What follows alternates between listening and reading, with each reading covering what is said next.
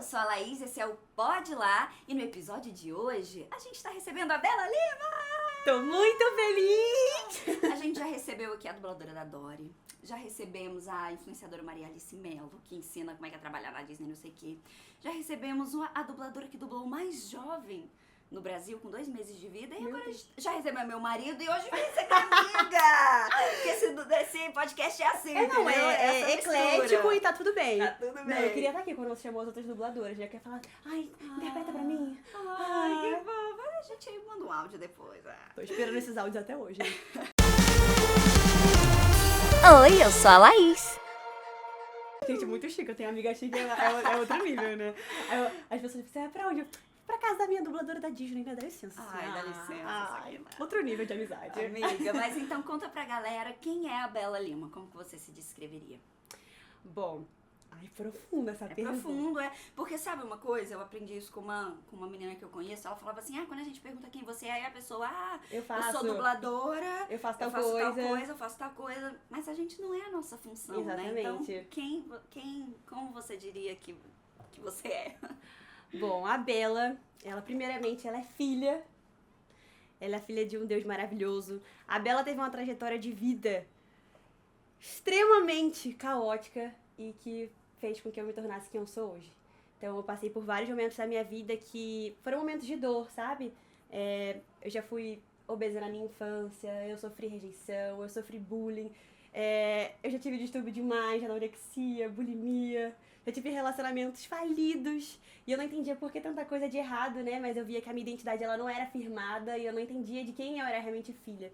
E daí, quando eu me converti, eu entendi que a Bela é uma mulher que chegou pra poder transformar e fazer a diferença na vida de outras mulheres, sabe? A Bela hoje ela tem um propósito, ela tem um destino, ela tem um caminho. Não é mais aquilo que os outros querem que a Bela seja, mas sim quem chamou a Bela pra ser. Então, se Deus me chamou pra algo, eu tô aqui todos os dias pra descobrir um pouco mais da essência de Deus em mim e fazer com que eu chegue aonde Ele me criou pra chegar. Então, a Bela é uma mulher que cada dia mais ela busca a essência de Deus pra ir descobrindo Deus e se descobrindo nele. Uau, é isso, essa questão da identidade, né?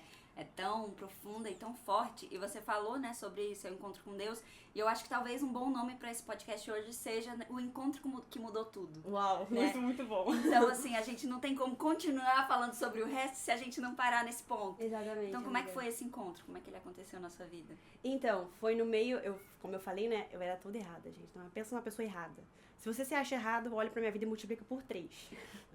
Eu tava no auge, assim, da internet, ganhando muito dinheiro, estourada, assim, sabe? Como que era isso? Como é que você surgiu? Eu comecei, na verdade, na pandemia, né? Como muitas coisas fecharam, as pessoas começaram a procurar lugares para poder trabalhar. E eu comecei a ensinar como você trabalhar na internet. Nossa. Então, eu lancei cursos na internet, as pessoas foram pegando as ideias, pegando as dicas de como trabalhar, porque eu nunca tive muitos seguidores, mas eu sempre tive um engajamento muito alto. Então, era isso que contava para a empresa, não pelo seu número, mas o quanto você entregava. E eu via que o meu orgânico era muito bom, eu comecei a ensinar as pessoas ali. E aí, comecei a ganhar muito dinheiro na internet com isso e tudo mais. E aí, meu aniversário caiu no meio da pandemia, 4 de abril. E eu chamei os amigos lá pra casa, naquele auge de pessoas morrendo. Eu fiz uma festa. Peraí, só pra ver se tava gravando. Pode continuar, vocês também estão vendo aqui, né, que a produção não enxerga de longe. Eu fiz uma festa e eu pensei que eu tava postando no meu Close Friends. E foi pro Instagram normal. E no meio de todo mundo preso, dentro de casa, lockdown, eu taquei o louco, fez uma festa. E no auge as pessoas morrendo, pra você ver como a minha cabeça era naquela época, né? E aí, acabou que eu lancei esse curso, comecei a ganhar muito dinheiro, trabalhei na internet. E eu tive alguns amigos, eles simplesmente roubaram meu dinheiro do curso, meteram o pé. Na minha casa morava eu e meu pai, a minha irmã falou que eu era muito chata, eu fui pra casa da minha mãe. E eu fiquei eu e meu pai trabalhava, eu fiquei em casa sozinha. E eu era dependente emocional, porque eu tinha vindo de 2 relacionamentos de dependência emocional. E eu era dependente emocional desses amigos. Eles roubaram meu dinheiro. Minha outra amiga, ela falou que ela ia virar índia. Literalmente, ela falou que ia virar índia. E começou a mandar foto vestida de planta. Nossa, real. Deus. E aí, eu fiquei sozinha em casa. Eu entrei num nível de depressão absurdo. E foi quando eu me converti. Um menino da Lagoinha. Eu já tinha frequentado a Lagoinha umas 2 vezes antes da pandemia. Ele mandou uma mensagem assim do nada. Eu nunca tinha visto na minha vida. E ele descreveu tudo que eu tava sentindo ali naquela hora. Não, tudo. E eu comecei a chorar. Falei assim, Deus, eu não te conheço, mas eu preciso de você. Aí ele me indicou um link do Zoom, né, que foi acontecia Revival Night, que era o Zoom do Next. E aí nesse Zoom eu comecei a participar, na pandemia, comecei a participar, mas ainda não acreditava em Deus, eu ainda não tinha convertido, sabe, ainda não tinha mudado a minha mente. Eu não acreditava em Deus, eu não acreditava em inferno. Eu até, tipo assim, acreditava em Deus, mas eu não acreditava, tipo, que ele podia fazer milagres, essas coisas todas. Acreditava que existia, assim, uma força. Deus é lindo, energia, maravilhoso, mas não acreditava que ele poderia fazer algo além ou mudar a minha vida. Tem uma frase que é assim, né? Um Deus que tá perto o suficiente pra me abençoar, mas longe o suficiente pra não se meter na minha vida. Nossa, era exatamente tipo isso. Não, eu postava que Deus era legal só pra, tipo, descolada, né? Ela faz tudo que ela quer, mas ela gosta de Deus, tá tudo bem. Mas não tinha um relacionamento. E era até uma hipocrisia da minha parte, né? Eu falava assim, nossa, eu amo Deus, eu amo Jesus, mas como você ama alguém que você não sabe nada sobre a vida dele, sabe? Então era muito hipocrisia da minha parte. E aí nesse Zoom, teve um dia específico que começou a orar por cura, por libertação, e na hora eu comecei a sentir muita dor de cabeça e muita dor no meu estômago, e não me deixava prestar atenção na oração. Eu não conseguia prestar atenção porque eu tava sentindo muita dor. E aí na hora, o Raposo pegou, ele tava orando, ele pegou e falou assim, alguém tá com dor no estômago? Só que na minha cabeça, não era que Deus tinha falado pra ele que alguém tava sentindo. Pra mim, ele tava com dor no estômago também. Ele perguntou, pô, alguém aí tá com mais dor no estômago? Aí eu peguei e falei assim, pô, tô com dor no estômago também. Tipo, não sabia que a pessoa podia sentir a dor através da outra. Eu, tipo, pô, tô com dor no estômago também. Só que eu não abri o microfone pra falar, mas ele viu minha reação porque a câmera tava ligada.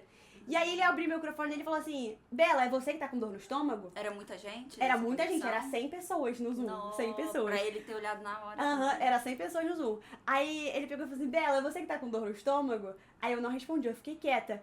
Aí a minha irmã me tocou assim, Bela, responde! Aí eu falei assim, eu não, vou responder o quê? Aí ele, não, Bela, a gente vai orar aqui e eu tenho certeza que o Senhor vai curar a dor que você tá sentindo. E aí eu não abri o microfone porque eu era resistente, né?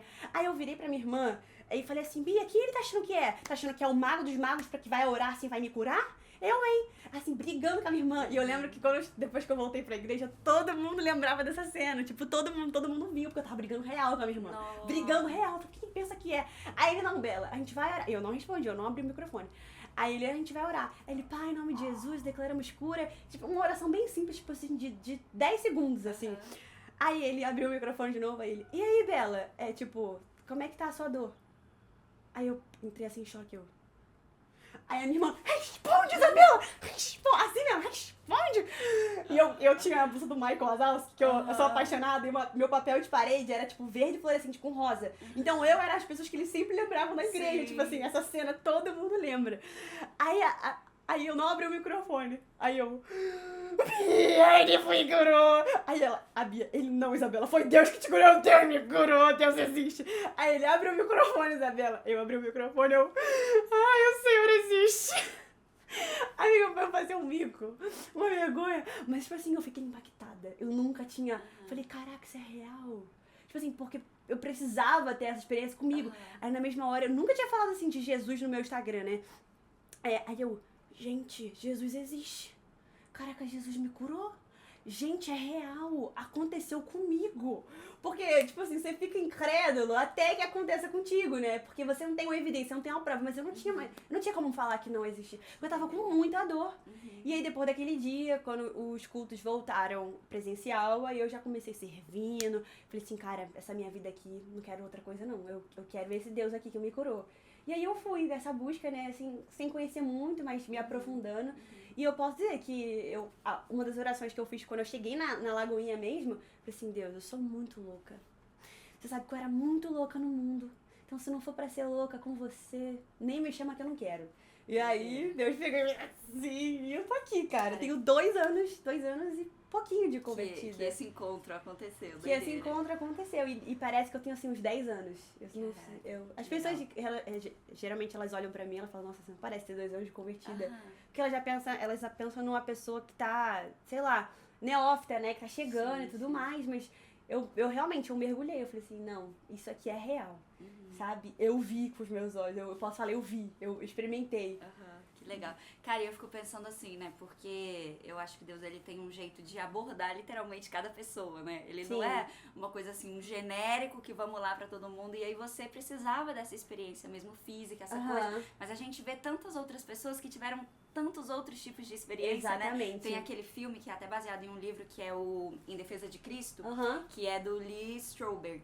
E era um cara super cético, ateu e tal. E aí a mulher dele teve um encontro, assim, de uma forma, vamos dizer assim, milagrosa, né, com Jesus. E aí ele, com tanta raiva daquilo na vida dele, na vida dela, ele começa um super estudo. Era um jornalista mega conceituado, investigativo. E aí ele começa um estudo pra provar que aquilo ali era uma loucura, que nada daquilo existia, que historicamente não existiam provas suficientes pra validar o texto bíblico, pra validar as escrituras, não como algo assim, né, tão importante e tal. E aí ele começa essa investigação, vai atrás de um, vai atrás do outro. Tá, mas e aí as cópias? Que cópias a gente tem? E a arqueologia? E tá. Por fim, ele se converte nos seus estudos. Uau! E hoje em dia ele é um dos grandes defensores dessa fé racional. Assim, aqui no Brasil também a gente tem o Rodrigo Silva, que é maravilhoso, é arqueólogo, e ele tem até um outro livro, que é o Ceticismo da Fé.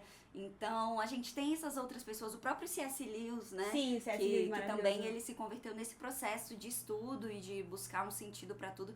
Então, eu vejo muito que cada um tem a sua forma, né? Eu, por exemplo, talvez uma cura não me deixasse tão abalada assim e tal. Mas eu vendo essas coisas, e quanto mais eu estudo, eu falo, não, mano, isso aqui faz muito sentido. Não é possível que uma pessoa há 2000 anos escreveu uma coisa, que depois aconteceu, que depois, há outro tempo atrás era isso. Não é possível que a arqueologia diz isso. Não é possível que um papel que foi encontrado por um povo antigo ali na região da Turquia condizia com um relato bíblico de Nudala. Aí eu fico assim, pirando. Você tem esse lado mestre, né? Eu fico muito, pirando muito. Você tem esse lado mestre, eu amo isso. Então, assim, cada um, né, tem o seu jeito, tem a sua forma de pegar ali esse encontro, né? Eu tenho esse lado mais... se fosse pra pesquisa e tal, eu não seria a pessoa ideal. Mas eu sou mais... Nossa, eu precisava de uma evidência em mim pra pegar e falar assim, não, eu vi. Não, eu experimentei. Não, você não tem noção do que Deus fez na minha vida. E até hoje, tipo assim, acontecem tão pequenas coisas que eu fico assim, eu paro pra alguém e falo assim, não, você não sabe o que Deus fez hoje. O céu tava nublado e abriu um raio de luz em cima de mim. E tipo assim, eu acho que a gente merece, do tipo, cara, eu só aquele dia no Senhor. João fazia isso, né? João, o discípulo amado, mas Jesus nunca falou. Ele mesmo que se fala, mesmo que se fala. Jesus nunca falou que ele, mas também Jesus nunca discordou. Mas João falava de como ele se sentia.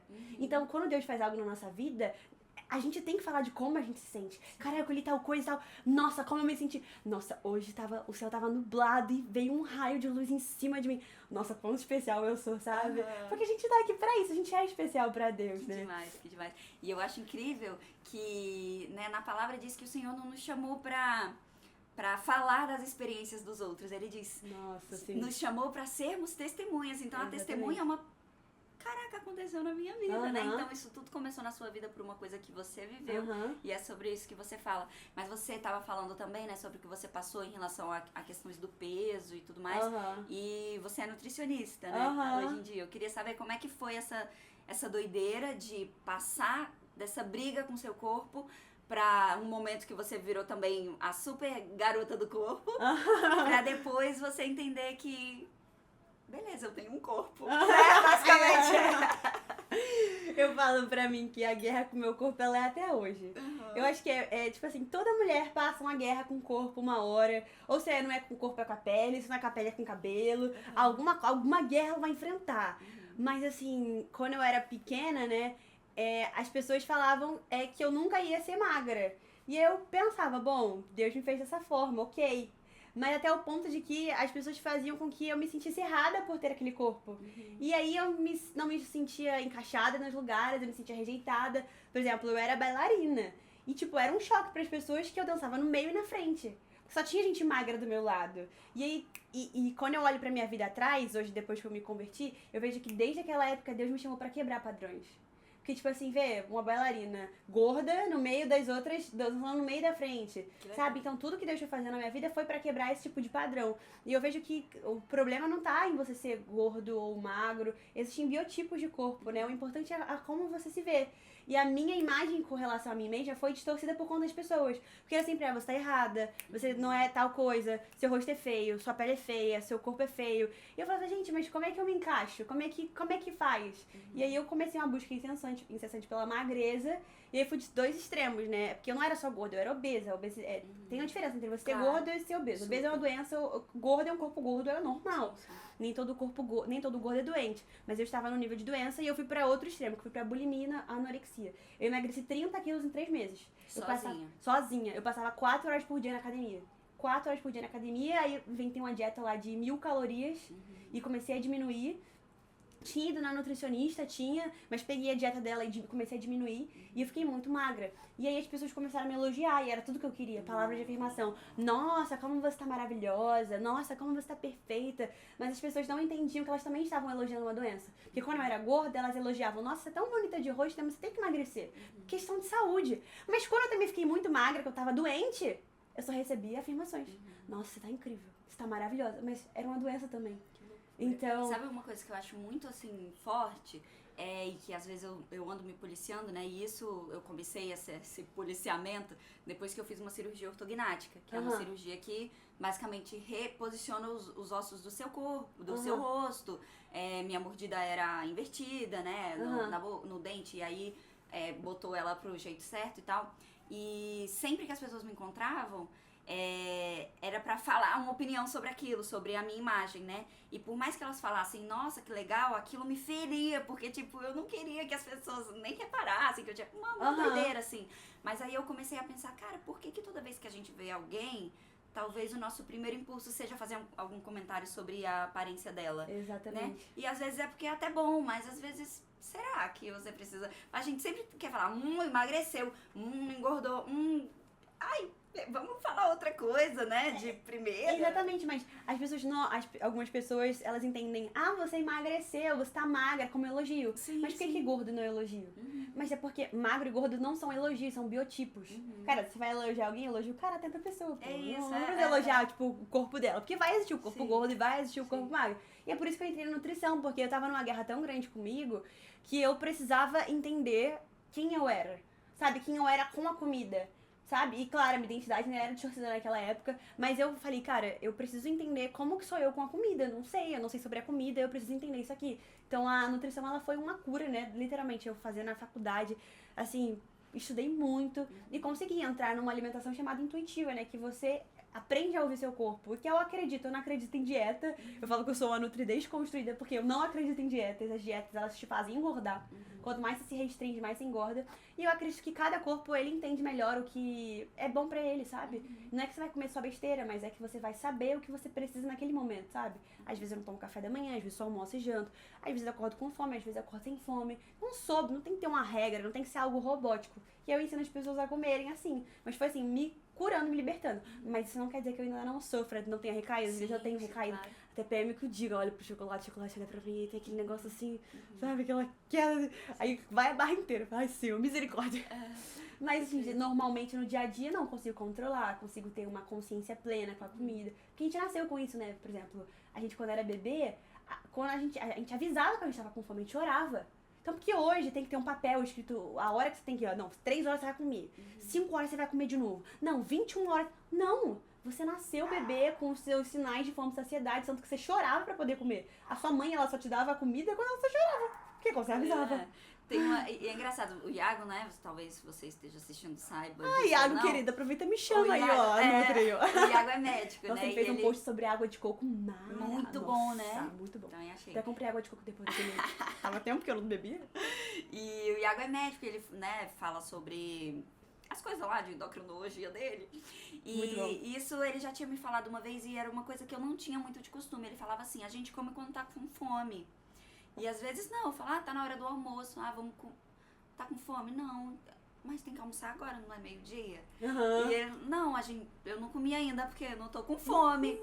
E aí, quando eu tava com fome também, eu comia muito, ainda tenho, a mesma coisa a gente sempre, né, Porque ensinaram tem que ficar a gente. pensando, né?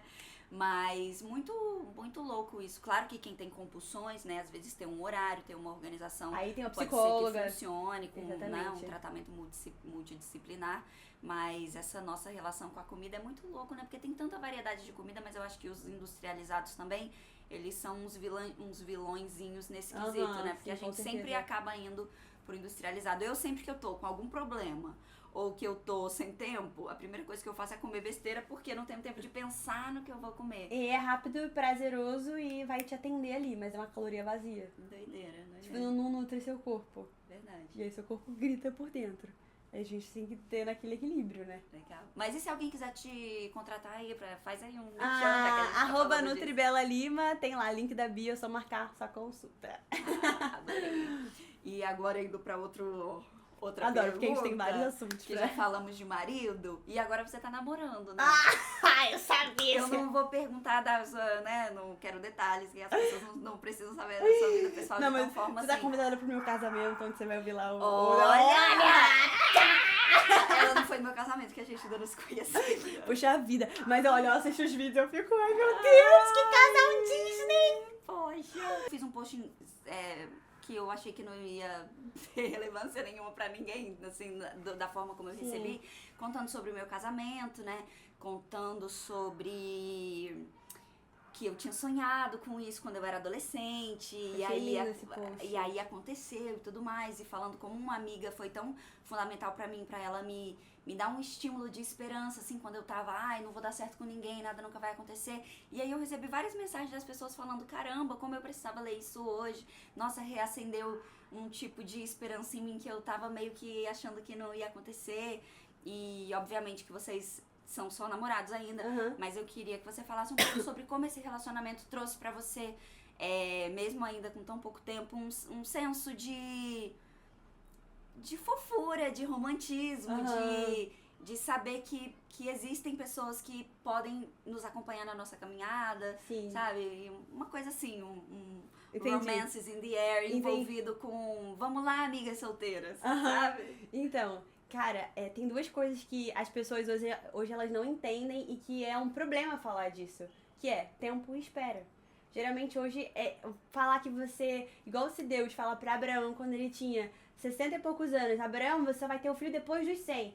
Mano, eu sou Abraão, eu falo pra Deus, muito obrigada, senhor, pé brava, eu te espero, não precisa não. Eu dou o meu jeitinho aqui, a gente tem aqui, ó, Ismael, a gente dá um jeitinho, dou que imagina, é por isso que Deus não falou pra ele, porque se Deus fosse avisar pra Abraão, Senhor, muito obrigada, você é incrível, você é maravilhoso, muito obrigada, dispenso, eu faria a mesma coisa. Se Deus fala que eu tenho que orar pra uma pessoa há 2 anos, muito obrigada, Senhor. A gente arruma uma pessoa aqui, e a sociedade, ela é isso. Ela é isso, tipo, às vezes a gente conhece alguém e a gente acha que é o amor da nossa vida, a gente vai lá e entra, a pessoa nos frustra porque a gente não conhece. Porque ninguém vem com um manual de instruções. Aqui, ó, essa pessoa vai fazer, com 2 dias de namoro, essa pessoa vai fazer isso. Quando você casar, vai acontecer. Não vem com manual de instruções. E, inclusive você, né? Porque a gente costuma projetar tanto no outro, o que eu espero que ele seja. Mas, tipo, e eu? Tô sendo o que ele espera, né? Exatamente. Tipo, a maioria das pessoas, as mulheres, né? Não, eu quero um homem de Deus, de olho no chão, um homem isso. Tá bom, mas você é uma mulher de Deus? Você é o que você espera da pessoa? A gente começa por aí. Mas a minha história com o Felipe foi muito louca, porque antes de eu me converter, como eu falei, né, eu assisti esses cultos online, eu tava no meio da pandemia, e eu tava assistindo o culto normal, e nesse culto tava o pastor Vitão, o pastor Léo e o Raposo, e aí o Vitão fez Raposo e Felipe é a mesma pessoa. Felipe Raposo. É que as pessoas conhecem como Raposo, chamam ele de Felipe. E aí, no meio desse programa, da Lagoinha TV, do culto, né, eles estavam fazendo tipo uma enquete, o Vitão tava brincando, a Raposo tá solteiro, não sei o que lá, e você que tá interessado nele, comenta aqui no chat do YouTube. E aí, tipo, óbvio que eu não sou essa pessoa, né, que, pelo amor de Deus. Mas aí, o Vitão foi ler os comentários do YouTube. E aí ele falou assim, Raposo, mas a Isabela que tá interessada. Só que não era eu. E, tipo, eu queria entrar eu nem contei essa parte ainda, eu ia entrar no Big Brother. Então, tipo, tava zero interessada em um relacionamento na hora. Tipo, muito obrigada, hoje tem coisa melhor. Eu vou entrar no Big Brother e depois na Malhação, tá bom? Porque pra você ver como minha mente tava completamente focada em outra coisa. E aí Deus me falou, mas conforme os cultos voltaram normais, eu assisti um culto do Vitão que foi um divisor de águas na minha vida, que foi uma frase que eu levo comigo. Ele falou assim, o que é de Deus, o tempo amadurece. O que não é de Deus, o tempo enfraquece. Aí eu falei assim, cara, Deus, amém, se for o que você tem, mas eu nunca levei a sério Deus. Nunca levei a sério. Tipo assim, pra mim era zero possibilidade. E pra ele também, tanto que a gente não se falava. A gente começou a se falar em novembro do ano passado. A gente não se falava, tipo, você sentava aqui, aí você sentava do meu lado, às vezes na fileira do culto, aí eu, então, cumprimenta o amigo que tá do seu lado. Tipo, o Raposo fazia assim, ó. Ele virava de costas pra mim. Então, tipo assim, era zero probabilidade. Só que durante toda essa época eu entendi que era Deus realmente unindo propósitos, unindo duas pessoas. E eu entendi que era o tempo de espera ali. Eu não viveria isso se eu não esperasse o tempo. Se eu não tivesse o tempo de espera. Eu poderia ter pego e feito da minha vontade, mas eu não estaria. Que existe a boa, a agradável e a perfeita, né? Eu não quero viver a agradável, eu também não quero viver a boa. Se tem a perfeita, eu quero esperar pela perfeita. Porque a perfeita, ela é um processo. E a gente não quer enfrentar processos, a gente não quer enfrentar dores. Assim, o tanto de coisa que eu passei, o tanto de coisa que eu sofri. Eu tive 2 relacionamentos frustrados. Meu antigo relacionamento, amiga, eu fui estuprada, mano. Tipo, eu apanhei. E eu achava que aquilo era o máximo, porque ele falava, você nunca vai arrumar alguém como eu. Eu achava que aquilo era tudo pra minha vida. Então, às vezes, a gente se submete a coisas que a gente não merece passar. Quando Deus, ele tem algo perfeito pra gente. Sabe? Não tô falando que nenhum relacionamento é perfeito, porque não é. Mas aquilo que é de Deus é perfeito pro momento. E perfeição na Bíblia fala sobre maturidade. Então, assim, Deus, quando ele quer te dar um presente, ele não te dá um brinquedo faltando, ele não te dá um brinquedo sem uma peça. Mas ele te dá algo perfeito no sentido de maduro. E não dá o brinquedo que você não consegue brincar ainda, né? Exatamente. Você vê, se até aqui na nossa sociedade tem o brinquedo de 0 a 3 anos, de É, 4 a 5 nossa, anos, muito bom! não é? Muito bom, então muito tem bom. a hora, tem Exatamente. momentos pra tudo, né? E às vezes eu sinto muito isso, que a gente, quando tenta fazer com a nossa perna, assim, a gente quer botar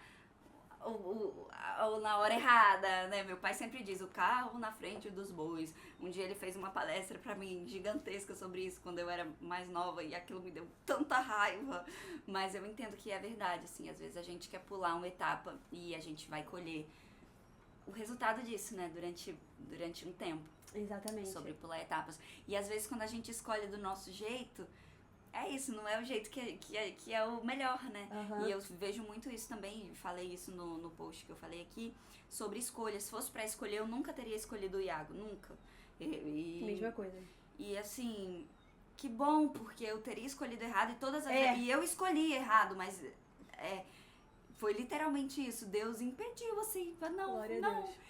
E eu com muito sofrimento chorava, mas essa pessoa é perfeita pra mim, mas aí a pessoa não me deu a mínima bola. E a outra me apaixonou, sempre amores platônicos, assim, que bom, e eu vejo até um cuidado de Deus. Porque se esses amores platônicos tivessem realmente dado certo, eu poderia ter me frustrado muito mais, eu poderia ter sofrido muito mais. Então até nisso eu entendo, assim, uma questão de fidelidade, assim. E uma coisa que eu venho aprendido é que na maioria das vezes, eu diria quase 98%, Deus não vai fazer a nossa vontade. Então eu fui seguindo minha vida, meus olhos nunca tiveram no que Deus...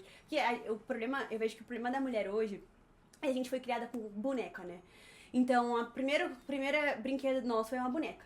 Então a gente nasceu achando que tipo, o casamento é o fim. Não, o casamento é o início de um novo tempo, o casamento não parou ali, porque eu vejo que a mulher, ela até arrumou o homem da vida dela, mas ela acaba se tornando dependente porque ela acha que aquilo é tudo. Entenda, o seu marido, o seu futuro relacionamento, ele não é pra você botar uma estrelinha e falar, eu casei. Não, é pra você construir algo novo que foi dado por Deus. Então, você vai caminhar o seu propósito até um certo tempo. Mas quando você casar, vocês vão ser um só, para um novo nível, para um novo propósito. Então, não acha que você parou ali. Então, por a gente achar que ter sido criada com bonecas e ter achado que o casamento ali é o fim, ou o filho é o fim, não. É o início de algo novo, você está criando um propósito do Senhor. O nosso filho, você quando engravidar futuramente, o seu filho não é pra você. O seu filho é pra concluir uma obra de Deus. A gente não pode viver achando que o que a gente gera é pra gente. Isso é egoísmo, sabe? Então, eu sempre entendi que Deus, quando fosse colocar alguém na minha vida, não seria pra mim. Não seria pra falar, olha aqui, eu tô namorando, olha, eu vou casar. Mas fosse pra cumprir algo maior, e algo maior significa um plano de Deus. Então, eu vejo que também muita gente se perde ali. Então, Deus não vai dar coisas pra pessoas imaturas. Deus dá coisa pra pessoas habilitadas. Eu só tive meu carro depois que eu tive habilitação. Sabe? Depois que eu tava pronta, depois que eu tava madura. Então Deus não vai dar coisa pra pessoas despreparadas. Então antes da gente querer um relacionamento, a gente tem que falar, Deus, eu tô pronta, eu tô do jeito que você quer, tô do jeito que você gostaria. Será que eu não vou estragar aquilo que você tem? Porque meu maior medo era ter outro relacionamento frustrado. Meu maior medo era ter... Só que quando você tem algo do Senhor, cara, Deus vai fazer as coisas no tempo certo. E eu tava lendo João 7, que Jesus, quando vai pra festa das cabanas, os irmãos de Jesus começam a pressionar Jesus, porque queria que Jesus se expôsse. Ali, vai lá, Jesus, vai lá, mostra seus milagres, vai lá, se expõe. E aí Jesus falou assim pra eles, não, existe a hora e o tempo. Não existe só o tempo, a estação, existe a hora certa. E ali você vê que eram os próprios irmãos. Às vezes as pessoas da sua própria família te cobram, te colocam pressão. Os irmãos de Jesus falam assim, vai lá, mostra. E aí Jesus falando assim, não, existe a hora e o tempo certo. E ele diz mais, ele falou assim, se vocês conhecessem o Pai que me enviou, vocês não estariam falando isso pra mim. Porque Deus sabia que se ele fosse naquela hora de pressão pros irmãos, ele até poderia operar milagres, mas ele iria sem o respaldo de Deus. Mas quando a gente vai com o respaldo de Deus é diferente. A gente está protegido, a gente está blindado, não tem mal que nos alcance quando a gente vai respaldado por Deus. Então, sempre uma das minhas maiores orações é, Jesus, eu quero muito isso, mas eu quero saber se eu tô no seu tempo e na sua hora. Porque se não tiver, eu não quero. Eu quero ir com o respaldo de Deus. Sabe o certificado? Respaldada pelo Senhor. Security aqui, ó. Segurança tá on. Porque eu poderia tentar antes. Poderia ter dado muito, poderia, mas eu não vou ir onde Deus não tá. Que loucura. E você tava falando, eu lembrei de um meme que eu vi essa semana, que era assim, uma moça, acho que a menina tava fazendo lip sync, né, que a gente chama de dublando um áudio ali por baixo, e ela, Deus, por favor, que seja feita a sua vontade, mas que a sua vontade seja a minha vontade, que eu sei que se eu quiser uma coisa, por favor, Deus, que a sua vontade, que você queira a mesma coisa que eu quero. E a gente quantas vezes a gente não é assim, né, talvez quase sempre, mas eu acho que esse também é o escândalo do evangelho, né, talvez, obviamente, você nunca tenha ouvido esse tipo de coisa. Sua vida é totalmente diferente, você nunca ouviu pessoas jovens falando, eu quero deixar a minha vontade e fazer a vontade de Deus, mas eu imagino que isso é um escândalo. Isso é totalmente escandaloso, porque, caraca, a gente fala cada vez mais, né, no mundo sobre fazer o que a gente quer, ir lá e conquistar, e óbvio, isso é válido, isso é incrível, você ter ânimo, ter vontade, ter, né, força de vontade e tal, mas você decidir abrir mão por algo que você conheceu e que aquilo é um Deus e que ele é uma pessoa e que ele, né, não uma pessoa física como é você no presente momento, mas que aquilo é real pra você a ponto de você abdicar, né, o que você quer, é muito louco. E você falou também dos relacionamentos, né, e eu vejo muitas vezes as minhas amigas solteiras pensando no Felizes pra Sempre, né, do casamento, né, que a gente ouviu nos contos de fada o tempo inteiro. Então eu estou esperando o momento do meu Felizes pra Sempre. E esse momento causa uma espera tão angustiante, como se o momento antes fosse uma coisa horrível, que é só enquanto eu tô esperando. Não, a vida tá rolando, você tem dons, talentos, você tem tantas coisas, né, pra serem exploradas enquanto isso, e aí sim, depois que o casamento rolar, aí é outro tipo de desafio. As casadas podem falar que o dia a dia, a rotina é uma coisa que é um novo desafio bem, bem grande. Sim, eu tenho um exemplo muito bom sobre isso. Acho que já falei no GC, não sei se você vai lembrar, mas já assistiu Aladdin? Já, né, obviamente. Então, Aladdin tem lá o gênio da lâmpada e Aladdin tem que esfregar a lâmpada 3 vezes. Né, pro gênio da lâmpada aparecer e falar assim, olha, eu te concedo 3 desejos. Eu acho que se ele esfregar uma vez só, já vale. É uma vez só? Tá, é uma vez. Eu acho, mas agora que você falou. Não, eu acho que é uma vez só e tem 3 desejos, né? Isso aí, tá. Ele esfrega a lâmpada uma vez e o gênio da lâmpada concede 3 desejos a ele. E vamos supor que o gênio da lâmpada é Deus. E Deus aparece na sua frente e fala aí, esfrega essa lâmpada aí, te concedo 3 desejos, pede o que você quiser. Cara, eu, na minha pura cabeça desmiolada, eu falei, Deus, me dá o meu marido, me dá uma casa, me dá R$1 milhão, eu quero meu primeiro milhão. Tipo, só que, na verdade, a nossa pergunta deveria ser voltada pra Deus. Não, Deus, se você é o gênio da lâmpada, e você é o dono do mundo, e você é o rei sobre todos os seres e o dono, o nome sobre todo o nome, quem tem que pedir pra você sou eu. Quer dizer, quem tem que pedir pra mim é você, sabe? Só que a gente não faz isso. A gente quer realmente ir lá, esfregar a lâmpada, tem 3 desejos e pedir, escolher a nossa vontade. Mas quando, na verdade, a gente deveria pegar e falar assim, não, Deus, se você que me criou você que tem que saber o que eu preciso, você que tem que saber o que é melhor pra mim nesse momento.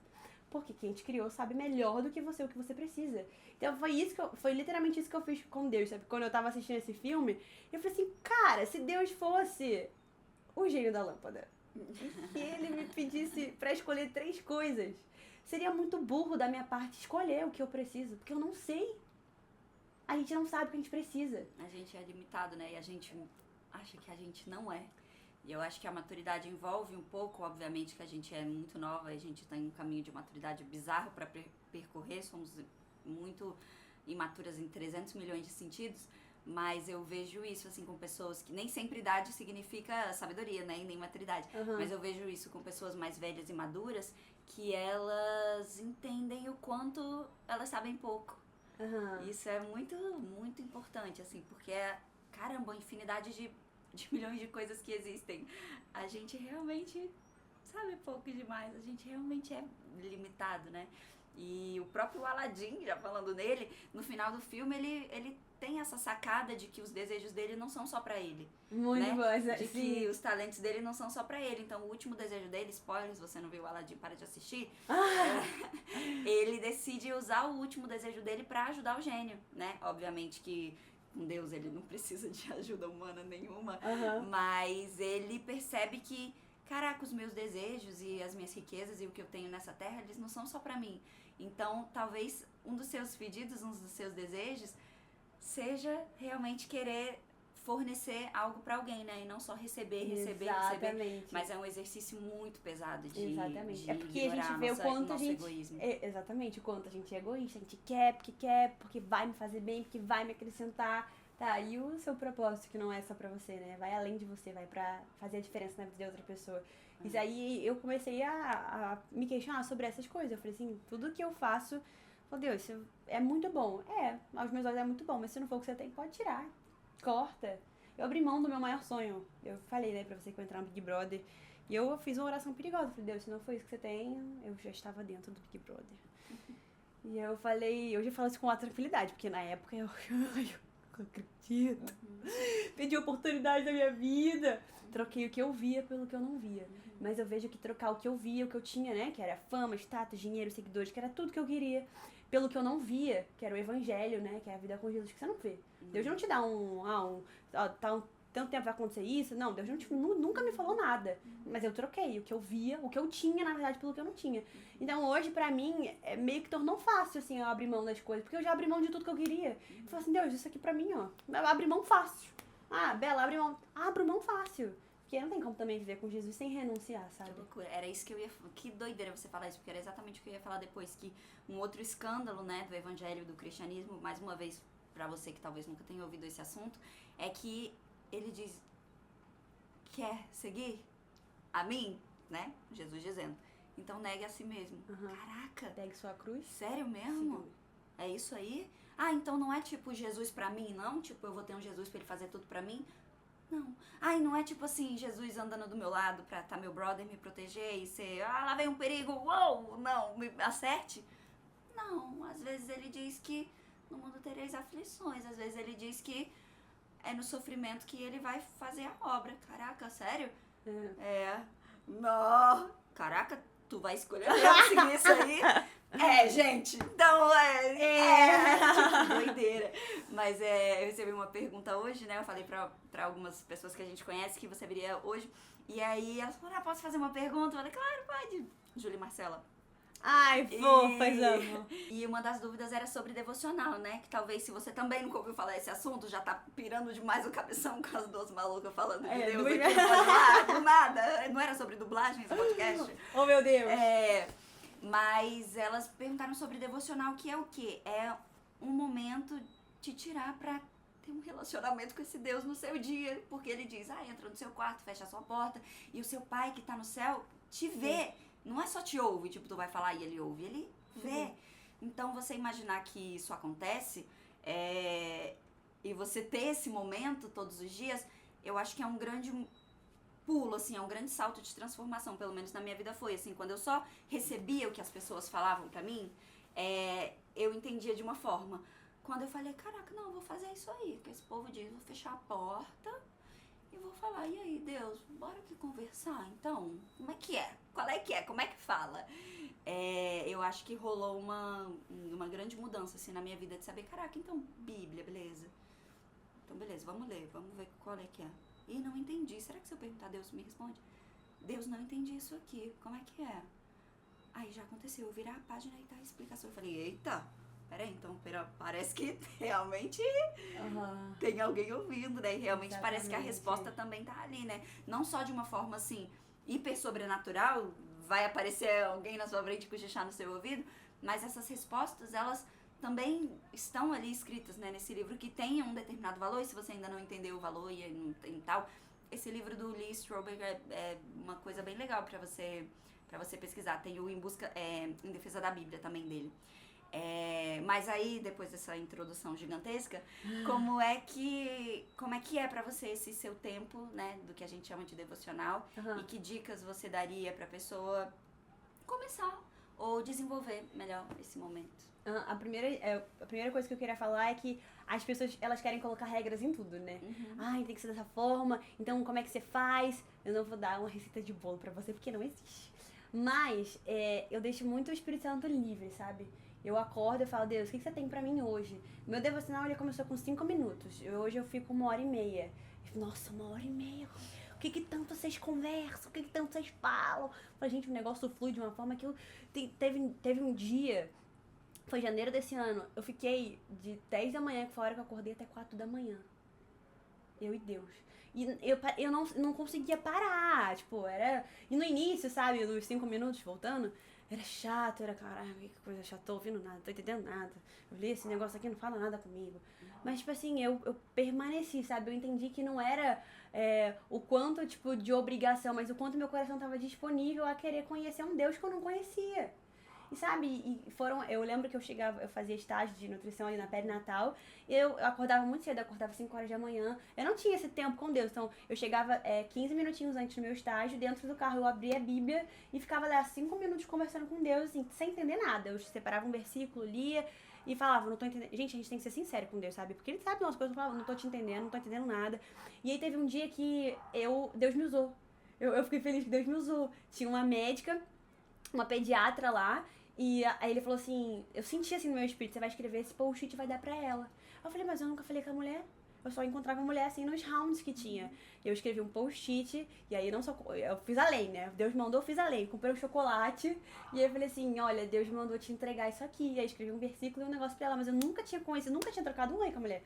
E aí ela começou a chorar na minha frente, assim, e eu comecei a chorar junto com ela. Eu comecei a chorar junto, não tô entendendo que você tá chorando, mas eu fiquei nervosa, não sei o quê. E sabe? E eu falei assim, caraca, mesmo que eu não entenda, Deus tá me usando, Deus tá falando comigo. Então, assim, não é buscar entender, é buscar estar disponível. É isso, até hoje tem horas que eu sento lá e eu não tô entendendo. Eu falo assim, Deus, eu não tô entendendo. Mas se a gente sentar ler com a nossa mente, a gente não vai entender nunca, porque Deus, ele fala com a gente não é pela nossa mente, não é pelo nosso raciocínio, é pelo nosso espírito. Então, de verdade, quando eu sentava lá no estágio, eu ficava, nossa, 5 minutos, claro que vai ser um chato. Tô tentando entender Deus com a tua mente, Deus não tá na tua mente, Deus, o Espírito Santo tá habitando no teu espírito. Sabe? Então é diferente. Senta lá, tem dias que eu acordo, eu boto um louvor e eu fico em silêncio. E Deus fica ministrando no meu coração. Nossa, tem uma música do Jason Upton. Olha aí, gente, eu tô falando, mas eu não vou botar escrito não, porque não vai dar tempo de editar esses nomes não.